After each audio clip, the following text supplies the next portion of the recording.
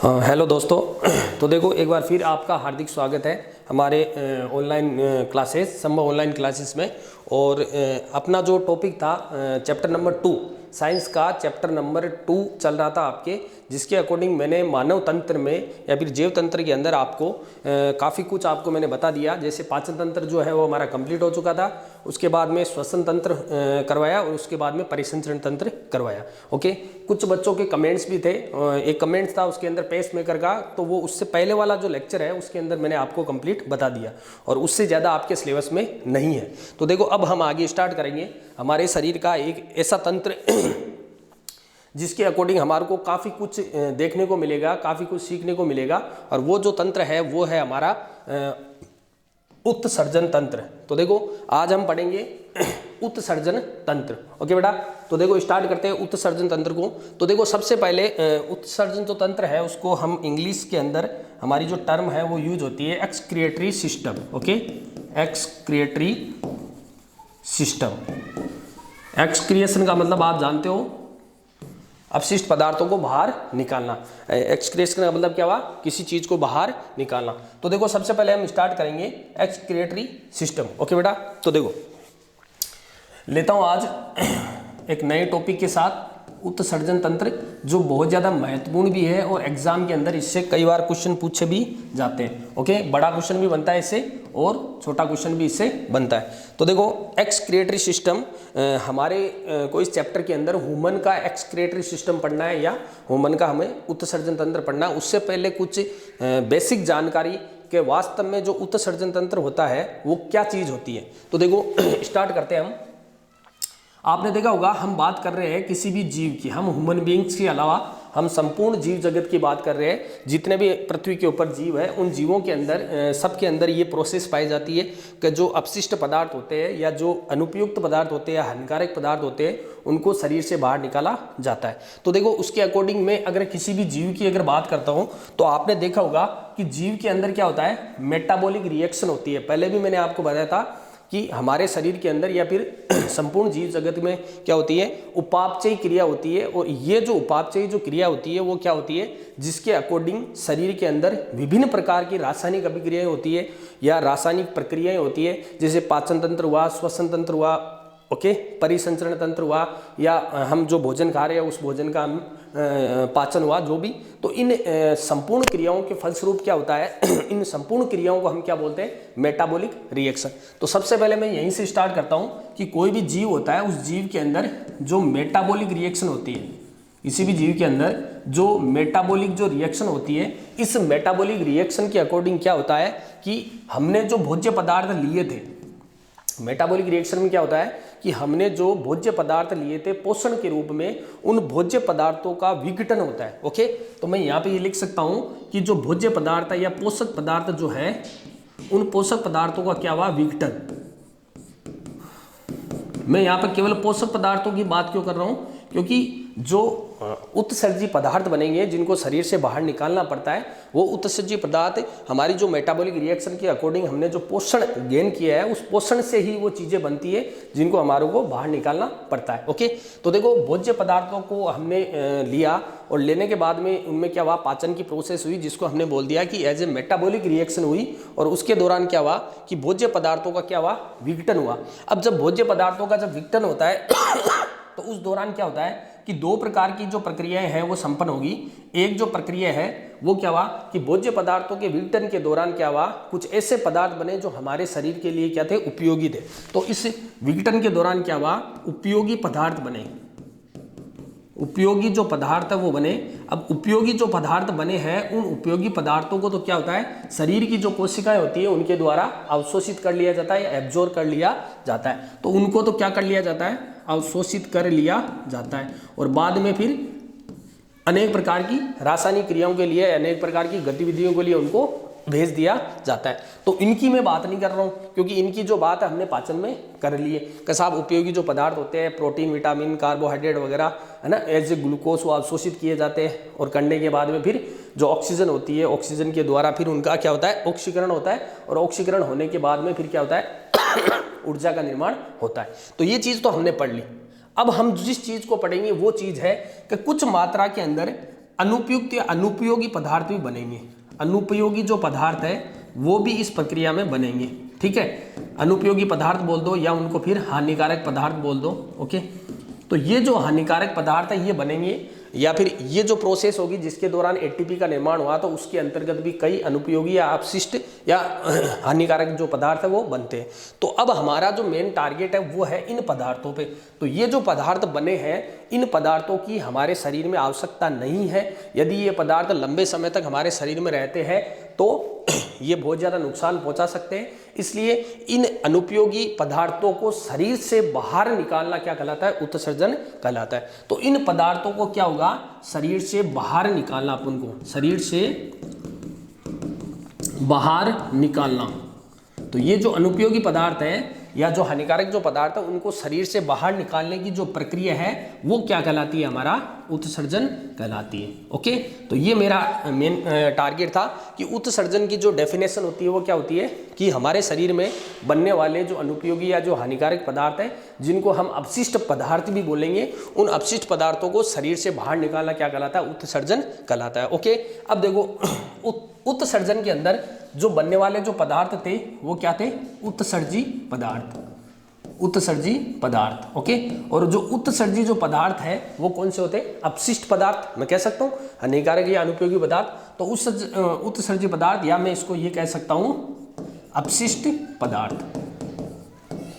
तो देखो अब अपशिष्ट पदार्थ या फिर उत्सर्जी जो पदार्थ है वो कौन कौन से होते हैं जो हमारे शरीर को आवश्यकता नहीं है जिनकी और उनको बाहर निकालना पड़ता है। तो देखो बेटा, सबसे पहले मैं यहाँ पे हमारे इस उत्सर्जन तंत्र के अंदर हम जो उत्सर्जी पदार्थ पढ़ेंगे वो पढ़ेंगे मुख्यतः नाइट्रोजन अपशिष्ट पदार्थ, नाइट्रोजनी अपशिष्ट पदार्थ,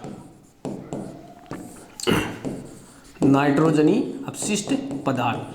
फिलहाल हमारे इस टॉपिक के अंदर हमारे को ये वाली जो चीज़ है ये पढ़नी है केवल। उसके अलावा भी कई प्रकार के अपशिष्ट पदार्थ होते हैं जो हमने पढ़ लिया है या फिर हम आगे की क्लासों के अंदर पढ़ेंगे। जैसे मैं एक एग्जांपल देता हूँ कि अगर मान लो कि हमारे शरीर में जब रासायनिक अभिक्रियाएं संपन्न होती है तो उस दौरान हीटिंग इफेक्ट होता है, हीट निकलता है और जो उष्मा निकलती है वो उष्मा भी हमारे शरीर से बाहर निकलती है। और वो आपने देखा होगा कि हमारे शरीर का सबसे बड़ा जो अंग होता है जिसको त्वचा बोलते हैं, उस त्वचा के द्वारा वो जो पसीने के रूप में उस उष्मा को बाहर निकाल दिया जाता है। उसके अलावा फेफड़े भी उत्सर्जी पदार्थों में आते हैं जो आपने श्वसन तंत्र के अंदर पढ़ लिया, क्योंकि फेफड़े भी क्या होता है? उत्सर्जन के रूप में CO2 को बाहर निकालते हैं। तो इस प्रकार से कई अंग होते हैं जो हमारे शरीर से अपशिष्ट पदार्थों का क्या करते हैं? सिक्रेशन करते हैं। लेकिन मुख्यतः हम जो पढ़ रहे हैं ना उत्सर्जन तंत्र, वो हम किडनी की प्रोसेस पढ़ेंगे। आगे आपको एक एक चीज़ में आपको क्लियर करूंगा।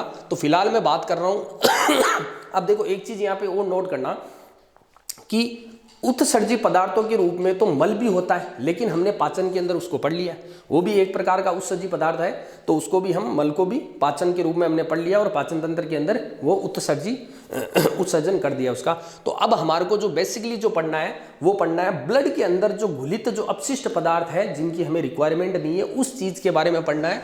तो इधर देखो कि हमने पोषण करने के दौरान मेटाबॉलिक रिएक्शन होने के बाद में जो हानिकारक जो पदार्थ मिले हैं वो अभी फिलहाल हमारे ब्लड के अंदर घुलित अवस्था में है, और वो जो ब्लड के अंदर घुलित अवस्था में जो पदार्थ है उनको हम बोलते हैं नाइट्रोजनी अपशिष्ट पदार्थ। ओके बेटा, तो देखो यहाँ से हम स्टार्ट करेंगे कि हमारे शरीर के अंदर जो अपशिष्ट जो पदार्थ है वो है नाइट्रोजनी अपशिष्ट पदार्थ। इन अपशिष्ट पदार्थों को हमारे शरीर से बाहर निकालना है। तो सबसे पहले हमारे को पता होना चाहिए कि नाइट्रोजनी अपशिष्ट जो पदार्थ है वो कौन से होते हैं। तो देखो नाइट्रोजनी जो अपशिष्ट पदार्थ है वो मुख्यतः वे पदार्थ होते हैं जिनके अंदर विशेषतः नाइट्रोजन पाई जाती है, ओके।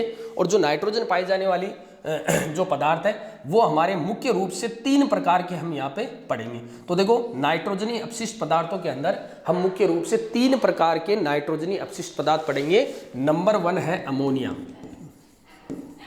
तो देखो पहला नाइट्रोजनी अपशिष्ट पदार्थ है वो पढ़ेंगे हम अमोनिया, ओके बेटा। देखो पहला हमारा हो गया अमोनिया, चलो इनके पहले मैं नाम लिख देता हूँ। दूसरा जो नाइट्रोजनी अपशिष्ट पदार्थ है वो हम पढ़ेंगे यूरिया, ओके। और तीसरा जो नाइट्रोजनी अपशिष्ट पदार्थ है वो हम पढ़ेंगे यूरिक अम्ल, ओके और भी होते हैं लेकिन आपके सिलेबस में इतना ज़्यादा नहीं है। ओके हमारे को 3 ही ये पढ़ने, अमोनिया, यूरिया, यूरिक अम्ल, उसके अलावा अमीनो अम्ल वगैरह भी होते हैं, कुछ कार्बनिक पदार्थ भी होते हैं, लवण भी होते हैं। ओके तो वो इसी के अंदर आपके आ जाएंगे। तो ये वाले जो 3 पदार्थ है इनके बारे में हमारे को थोड़ा जानना पड़ेगा। तो देखो सबसे पहले मैं स्टार्ट करता हूँ अमोनिया। ओके तो देखो नंबर 1 है अमोनिया। देखो बेटा अमोनिया का नाम सुनते आपने सुना होगा कि हमारे शरीर के लिए सबसे ज़्यादा जो विषैला पदार्थ है वो अमोनिया को माना गया है। संपूर्ण शरीर के अंदर किसी भी जीव की अगर मैं बात करता हूँ तो उसके अंदर यदि अमोनिया की मात्रा है तो वो सबसे ज़्यादा विषैला होता है। और यहाँ तक कि ह्यूमन बींग्स की अगर मैं बात करता हूँ तो ह्यूमन बींग्स जो होती है ना उसके अंदर भी अमोनिया की मात्रा होती है। जब मेटाबॉलिक रिएक्शन होती है तो उस दौरान अमोनिया बनता है और वो जो अमोनिया होता है ना वो यकृत के द्वारा यूरिया में परिवर्तित कर दिया जाता है। ध्यान रखना इस चीज़ को, वो आगे मैं इसके अंदर बताऊँगा आपको। तो देखो जो अमोनिया होता है वो पहली बात है कि वो जल में घुलनशील होता है। ठीक है जल में घुलनशील होता है अर्थात जल में घुला हुआ होता है। और जो ब्लड की बात कर रहा हूँ कि ब्लड के अंदर ये पदार्थ होते हैं तो इसका मतलब क्या हुआ कि ब्लड जो है उसके अंदर लगभग जो मात्रा होती है वो किसकी होती है, जल की होती है। तो उस जल के अंदर घुलित अवस्था में क्या पाया जाता है, अमोनिया पाया जाता है। ओके दूसरी बात है ये बहुत ज़्यादा हानिकारक पदार्थ होते हैं, हानिकारक बहुत ज़्यादा होते हैं, हानिकारक या फिर मैं इसको कह सकता हूँ विषैले पदार्थ होते हैं। ओके बेटा देखो अब देखो शुद्ध रूप के अंदर, शुद्ध रूप में किसी भी जीव के अंदर यदि अमोनिया को उत्सर्जित किया जा रहा है तो उस जीव को हम बोलते हैं अमोनोटेलिक। ये टर्म है आपको इंपॉर्टेंट है, याद भी रखनी है। यानी कि जो ऐसे जीव, पृथ्वी पे पाए जाने वाले ऐसे जीव जो शुद्ध रूप में अमोनिया का उत्सर्जन करते हैं तो उसको हम बोलते हैं अमोनोटेलिक। तो देखो अमोनोटेलिक। ओके अमोनोटेलिक का मतलब क्या हुआ कि जो अमोनिया का उत्सर्जन करते हैं। अब देखो इन जीवों के अंदर कौन कौन से जीव है जिनके अंदर अमोनिया का जो है उत्सर्जन होता है। तो उनमें अगर जीवों की बात करता हूं तो देखो आपने देखा होगा ऑर्थोपोडा, 9th क्लास के अंदर आपने पढ़ा भी है ऑर्थोपोडा संघ। ओके पोरीफेरा संघ, ठीक है आपने ऑर्थोपोडा पढ़ा, आपने पोरीफेरा पढ़ा है। उसके अलावा देखो क्या होता है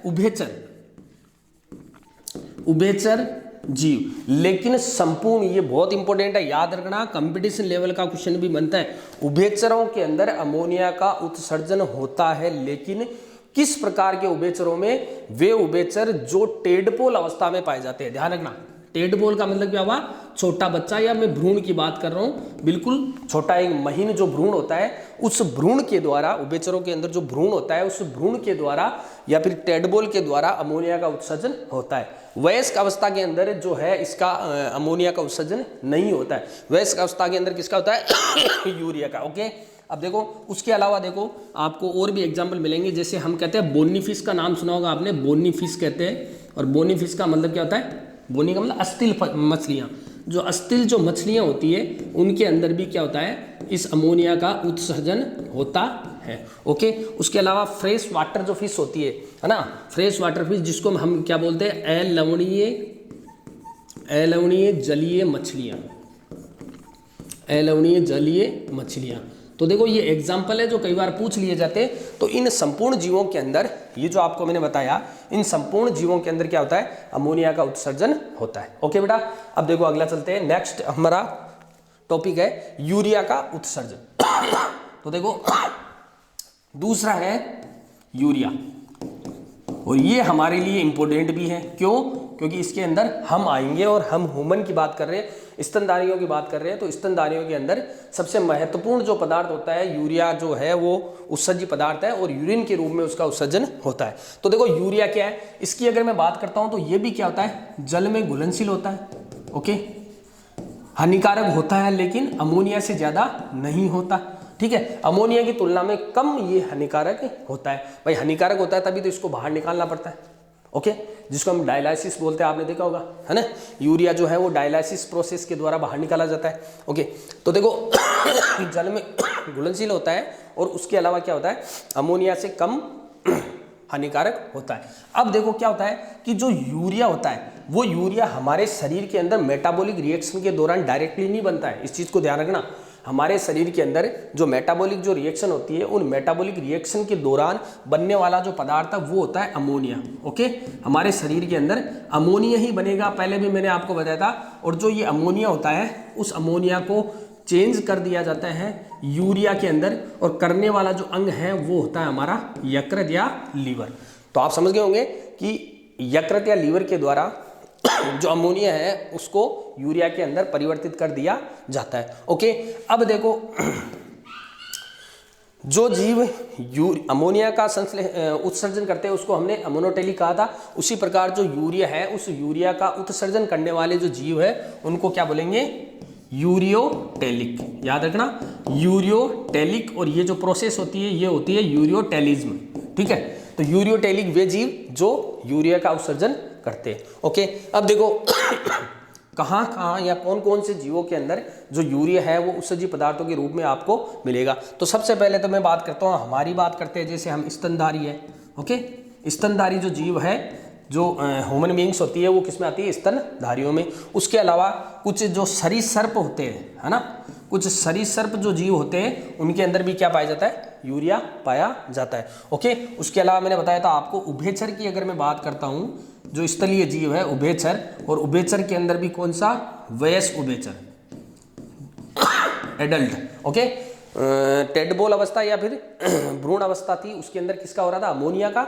और उभयचर यदि वयस्क अवस्था में हो जाता है तो उसके अंदर किसका उत्सर्जन होता है? यूरिया का उत्सर्जन होता है। ओके बेटा, तो ये थे हमारे यूरिया के बारे में कुछ, और यही चीज हमारे को पढ़ेंगे। ओके, अब देखो यहीं पे एक चीज मैं आपको और बता दूं, जो यूरिया होता है, यदि ह्यूमन बीइंग्स यूरिया का उत्सर्जन करते हैं तो वो जो उत्सर्जन करने वाले जो पदार्थ है वो होते हैं यूरिन, है ना, जिसको हम बोलते हैं मूत्र। मूत्र के रूप में निकलने वाले जो पदार्थ है वो कौन से होते हैं? यूरिया होते हैं। ओके, अब क्या होता है कि यूरिया के अंदर, या फिर मैं बात कर रहा हूँ यूरिन, है ना, अब मैं यूरिन पे आ जाता हूँ क्योंकि यूरिन का मतलब मूत्र, और मूत्र के अंदर क्या है? यूरिया इंक्लूड है। तो जो यूरिन होता है उसमें एक कंपटीशन लेवल का क्वेश्चन पूछा जाता है कि यूरिन का जो रंग होता है वो थोड़ा थोड़ा पीला होता है। यूरिन का जो रंग होता है वो थोड़ा हल्का पीला रंग जो होता है वो किस पदार्थ की वजह से होता है? हल्का पीला रंग।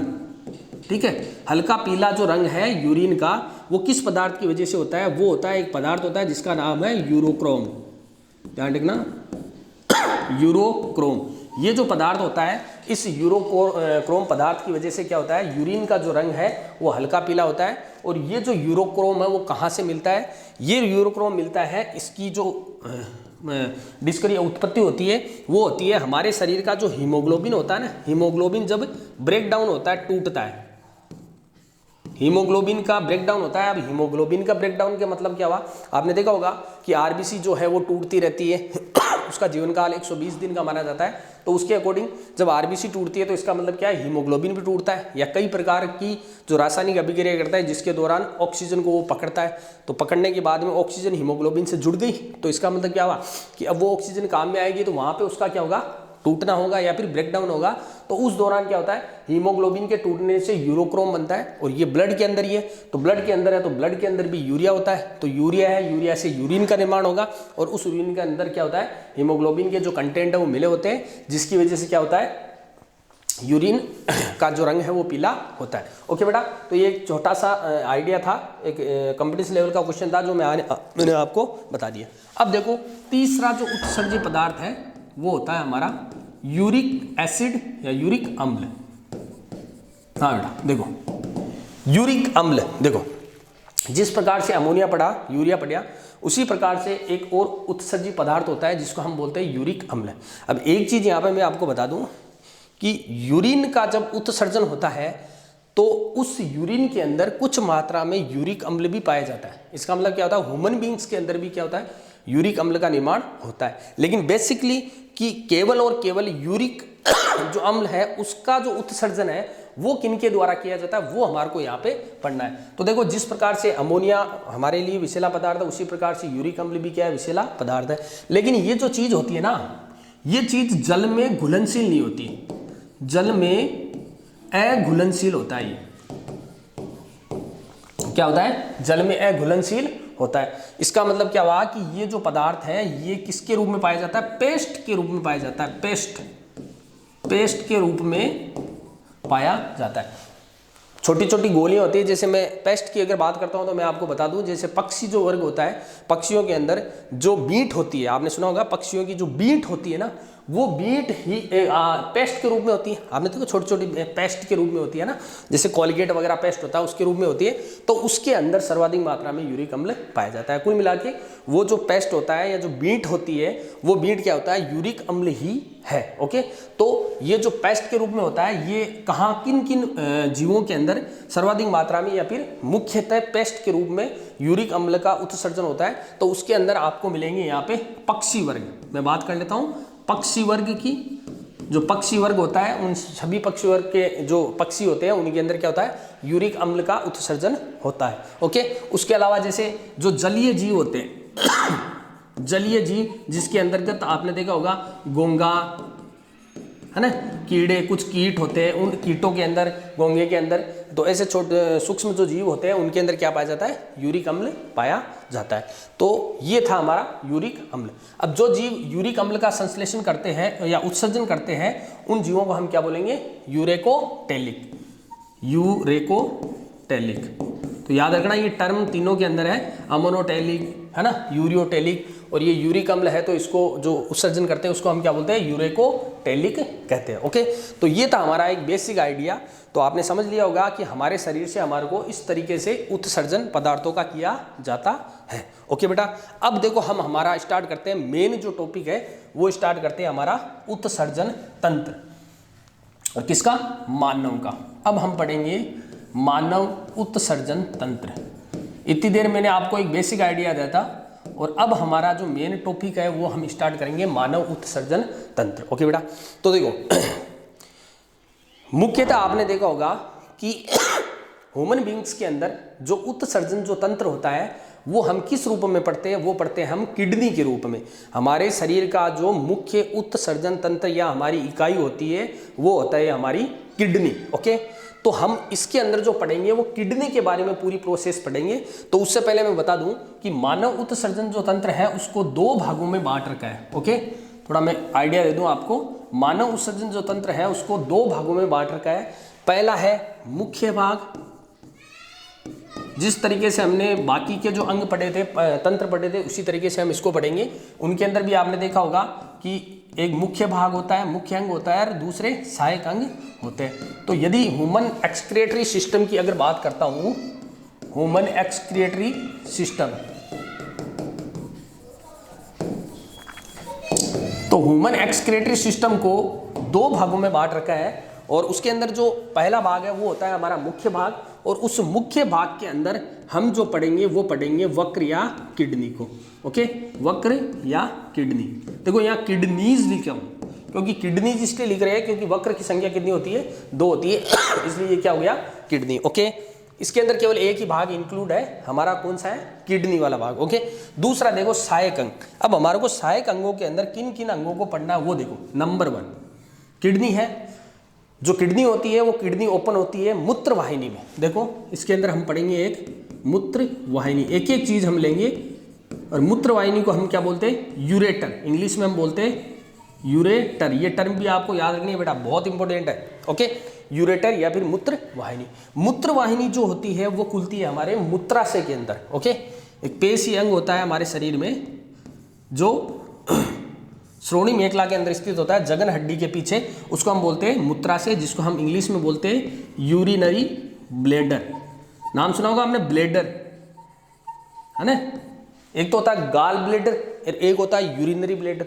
गाल ब्लैडर जो होता है वो पित्ताशय को बोला जाता है, ध्यान रखना। ब्लैडर दो होते हैं बॉडी में, एक तो होता है गाल ब्लैडर जो पित्ताशय या पित्त की थैली को बोला जाता है, दूसरा होता है यूरिनरी ब्लैडर, है ना, जिसको हम मूत्राशय बोलते हैं। ओके, तीसरा जो मूत्राशय है वो किसमें खुलता है, मूत्र मार्ग में खुलता है। ओके, मूत्राशय है वो किसमें खुलेगा, मूत्र मार्ग में, जिसको यूरेथ्रा बोलते हैं, जिसको इंग्लिश में क्या बोलते हैं, यूरेथ्रा या फिर मूत्र मार्ग। ओके, तो ये जो चीजें हैं ये होती है हमारे सहायक अंग उत्सर्जन के, और इनको हमारे को फिर पढ़ना है। तो देखो सबसे पहले हम स्टार्ट करेंगे, हमारा जो मुख्य अंग होता है वहीं से हम लेंगे, उसके बाद में ये मूत्रवाहिनी या मूत्राशय या मूत्र मार्ग होता है, ये एक्सेसरी ऑर्गन होते हैं जो केवल मूत्र विसर्जन की जो क्रिया है उसको संपन्न करते हैं। बेसिकली जो हमारा उत्सर्जन तंत्र है वो डिपेंड करता है वक्र के ऊपर, और वक्र के अंदर जो प्रोसेस होती है ना, वो प्रोसेस होने के दौरान जो मूत्र बनेगा वो मूत्र इनके द्वारा बाहर उत्सर्जित किया जाएगा। तो इनके अंदर कुछ पढ़ने का इतना कुछ ज़्यादा कुछ नहीं है, ज़्यादातर मेन हमारा इंपॉर्टेंट है वो है ये। उससे पहले देखो मैं आपको ये जो हमारा उत्सर्जन तंत्र है उसका एक डायग्राम है, वो मैं आपको डायग्राम इसके अंदर दिखाऊंगा, जिसके अकॉर्डिंग आप पूरा इसके अंदर समझ सकते हैं कि क्या चीज़ होती है उत्सर्जन तंत्र में। तो देखो यहाँ पे आपके सामने एक डायग्राम दे रखा है, ये डायग्राम आपके उत्सर्जन तंत्र का डायग्राम है। ओके, तो देखो किडनी स्टार्ट करने से पहले मैं पूरा एक उत्सर्जन तंत्र जो डायग्राम मेन, कई बार क्वेश्चन आता है कि मानव उत्सर्जन तंत्र को सचित्र समझाइए, तो उसके अंदर आपको ये डायग्राम बनाना पड़ेगा, और डायग्राम के ही नंबर होते हैं बेसिकली किसी भी क्वेश्चन के अंदर, साइंस के अंदर, ध्यान रखना बेटा। तो देखो ये जो डायग्राम दिखाई दे रहा है आपको, ये ह्यूमन का एक्सक्रीटरी सिस्टम या उत्सर्जन तंत्र का डायग्राम है। ओके, तो देखो इस डायग्राम को आप ढंग से देखो, और कुछ चीजें आपके काम की है, कुछ चीजें आपके काम की नहीं है। तो देखो बेसिकली क्या होता है इसके अंदर देखो डायग्राम आपको दे रखा है दोनों तरफ, जैसे मैंने आपको पहले बताया था कि ये अगर किसी भी चीज को हम पढ़ेंगे तो ये वाला जो है, ये वाला कौन सा भाग हो गया, लेफ्ट, और ये क्या हो गया, राइट। ओके, ये लेफ्ट है और ये राइट है, तो ये तो हो गया हमारा लेफ्ट। ओके, और ये कौन सा भाग हो गया हमारा, राइट। ओके बेटा, तो देखो सबसे पहली चीज दो किडनी वक्र आपको दिखाई दे रहे हैं। ये जो दोनों वक्र हैं वो कहाँ स्थित होते हैं, वो आपको जब मैं किडनी पढ़ाऊंगा तो उस समय बता दूंगा। फिलहाल आप देखो कि हमारा जो पेल्विक भाग होता है, श्रोणी वाला भाग होता है ना, जैसे एब्डोमल जो कैविटी होती है आपने देखा होगा, ये वाली जो कैविटी होती है उसके अंदर पीछे की तरफ, यहाँ पीछे की तरफ ये हमारा जो भाग है इसको हम बोलते हैं पेल्विक भाग, है ना, पेल्विक भाग, या फिर हम इसको बोलते हैं श्रोणी गुहा बोल दो या श्रोणी भाग बोल दो। तो पेल्विक गर्डी या फिर श्रोणी गुहा के अंदर स्थित होता है ये दोनों किडनियां जो है वो स्थित होती है। ओके, और मेल के अंदर एक जगन हड्डी पाई जाती है। ओके, श्रोणी मेखला की जो हड्डी होती है जगन हड्डी, उस जगन हड्डी के पीछे की तरफ और दोनों तरफ, यहाँ पीछे की तरफ दोनों तरफ ये जो किडनी होती है ये क्या होती है, व्यवस्थित होती है। ओके, तो ये जो दोनों आपको दिखाई दे रहे हैं ये क्या है, किसका है, ये है हमारी किडनी, जिसके अंदर ये हो गई हमारी राइट किडनी। ओके, और ये हो गई हमारी लेफ्ट किडनी। ओके बेटा, एक चीज और देखो, आपको इसके अंदर शो नहीं हो रहा है लेकिन मैं बता दूं, लेफ्ट किडनी जो होती है ना वो थोड़ी ऊंचाई की ओर व्यवस्थित होती है ना। ये देखो यहाँ पे अगर लाइनिंग करेंगे हम इस तरीके से तो ये देखो थोड़ी सी ऊंची उठाई देगी। देखो राइट जो लेफ्ट किडनी होती है वो राइट की अपेक्षा थोड़ी ऊंची उठी हुई होती है, तो ध्यान रखना ये यहाँ पे इस जगह थोड़ी स्पेस है। ओके, दूसरी बात, किडनी के ऊपर आपको देखो इस तरीके से एक स्ट्रक्चर दिखाई दे रही है, ये वाली स्ट्रक्चर आपको दिखाई दे रही है, ये होती है हमारी एड्रिनल ग्रंथि। हमारे शरीर के अंदर पाई जाने वाली एड्रिनल एक ऐसी ग्रंथि जिसको हम आपातकालीन जो तंत्र है या अंतःस्रावी ग्रंथि है वो बोला जाता है, तो ये होती है हमारी एड्रिनल ग्रंथि। तो ये होती है एड्रिनल ग्रंथि। ओके बेटा, आगे देखो, आगे चलते हैं। यहाँ पे देखो ये वाली जो चीज है, ओके, ये वाली जो चीज है, एक सेकंड इसको थोड़ा मैं छोटा करके आपको शो करता हूँ, इधर देखो। हाँ बेटा देखो,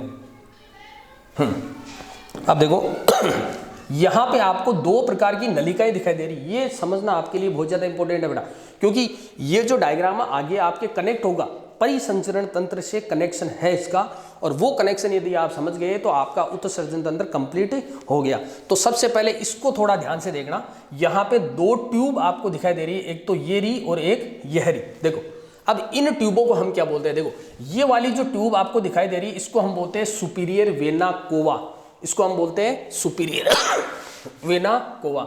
ठीक है, तो इसका मतलब क्या होगा, वेना कोवा का मतलब क्या होगा, महाशिरा, ध्यान रखना महाशिरा। तो इसका मतलब क्या है, ये जो ट्यूब है, ये वाली जो नलिका आपको दिखाई दे रही है, ये जो नलिका है वो होती है हमारी महाशिरा। और महाशिरा आप जानते हो कहाँ से निकल के आती है, हार्ट से आती है। अरे हार्ट का जो राइट वाला जो भाग है आलिंद है, उससे महाशिरा निकल के आती है, जो शरीर के संपूर्ण अशुद्ध जो ब्लड होता है उसको हार्ट के अंदर डालती है। ओके, तो ये वाली जो आपको दिखाई दे रही है ये होती है हमारी महाशिरा। ओके, कुल मिला के इसका कनेक्शन किसके साथ है, हमारी महाशिरा के साथ है। दूसरी देखो, ये वाली जो नलिका है ये आपको दिखाई दे रही है, इसको हम बोलते हैं एरोटा। इसका मतलब इसका कनेक्शन किसके साथ है? एरोटा। एरोटा का मतलब महाधमनी। तो ये तो होती है हमारी महाधमनी, जिसको हम अग्र महाधमनी भी बोलते हैं, इसको पश्चिम महाशिरा भी बोलते हैं। ओके, तो ये दोनों नलिकाएं आपके लिए इंपोर्टेंट है। ओके, देखो अब यहीं पे एक चीज और मैं आपको बता दूं। देखो यहीं पे एक चीज और बता दूं मैं आपको। देखो बेटा, आपको पता होगा कि किडनी के अंदर ऑक्सीजनेटेड जो ब्लड है वो प्रवेश करेगा। ऑक्सीजनेटेड जो ब्लड है वो प्रवेश करेगा। तो आप जानते हो कि ऑक्सीजनेटेड जो ब्लड है वो कहाँ से सप्लाई होता है? धमनियों के माध्यम से, और धमनियों में भी कौन सी? महाधमनी के माध्यम से। तो ये जो महाधमनी है ना, ये इसके अंदर ब्लड को डालेगी। और जो ब्लड, कौन से ब्लड को डालेगी? ये ऐसा ब्लड जो ऑक्सीजन युक्त, O2 युक्त जो ब्लड है, उस ब्लड की सप्लाई या इसको डालेगी किसके अंदर? इस किडनी में डालेगी। लेकिन यहां पे देखो सबसे महत्वपूर्ण चीज क्या है? ऑक्सीजन युक्त तो है लेकिन ये अशुद्ध रक्त है। देखो यहां पे पूरी टर्म चेंज हो जाएगी आपकी, जबकि आपको मैंने पहले भी बताया था कि वहां पे शुद्ध और अशुद्ध रक्त वाली टर्म जो है वो सही नहीं है। अब यहां इसकी देखो परिभाषा मिलेगी, ऑक्सीजनेटेड ब्लड है लेकिन अशुद्ध रक्त है। अब अशुद्ध रक्त क्यों बोला इसको? देखो इसलिए बोला जाता है क्योंकि ये जो O2 युक्त ब्लड तो है, लेकिन साथ में इस ब्लड के अंदर यूरिया है। ठीक है, इसके अंदर अपशिष्ट पदार्थ है, इसलिए क्योंकि इसी को तो बाहर निकालना है। ये ऑक्सीजन लेके आ चुका है ब्लड, लेकिन कोई मतलब वाली बात नहीं है, इसके कोई फायदा नहीं है इससे, क्योंकि ये थोड़ी देर बाद में CO2 युक्त भी हो जाएगा। इस ऑक्सीजन का कोई औचित्य नहीं है यहाँ पे। फिलहाल ये ऑक्सीजन यहाँ कंज्यूम हो जाएगी, किडनी कंज्यूम कर लेगी इसको और वापस डीऑक्सीजनेटेड बना देगी, लेकिन फिर भी उसको शुद्ध रक्त बोलेंगे। कैसे? देखो ये ब्लड जो होता है वो होता है ऑक्सीजनेटेड होता है, लेकिन प्लस में इसमें मिला हुआ होता है यूरिया। ओके, तो ये जो ब्लड है वो इसके अंदर प्रवेश करता है महाधमनी के माध्यम से। दूसरा, आगे गया ब्लड, आगे जाता है ब्लड, ब्लड जाने के बाद में किडनी के अंदर डायलिसिस होता है, अर्थात किस चीज को निकालना है? ये चीज तो हो जाएगी कंज्यूम। ये ऑर्गन ही तो है, अंग ही तो है, और अंगों को एटीपी चाहिए, ऊर्जा चाहिए। तो यहाँ इस ऑक्सीजन की खपत हो गई। अब खपत होने के बाद में ऑक्सीजन गायब, तो क्या मिल गई? CO2। ओके, दूसरी बात, यूरिया यहाँ से बाहर निकल गया मूत्र के द्वारा। ये जो है यूरिया है, ये मूत्र के द्वारा ये यहाँ से होता हुआ बाहर निकल गया। अब क्या होगा? जो ब्लड हमारे को O2 युक्त था और यूरिया युक्त था, वो ब्लड क्या हो गया? अब CO2 युक्त हो गया। कैसा हो गया? CO2 युक्त हो गया। अब देखो जो CO2 युक्त जो ब्लड है वो आएगा यहां से बाहर, इस जगह से यहां से बाहर आएगा। और आपको पता है कि CO2 युक्त जो ब्लड होता है उसकी सप्लाई कौन करती है? महाशिरा ही करती है। ओके, तो देखो यहां पे ये जो ब्लड आएगा ये ब्लड कैसा होगा? यहां पे देखना, CO2 युक्त रक्त, ये वाला कौन सा? ये वाला कौन सा है? CO2 युक्त रक्त। लेकिन इसके अंदर क्या नहीं है? यूरिया नहीं है। तो यहां पे मैं कोष्टक में लिख सकता हूं विदाउट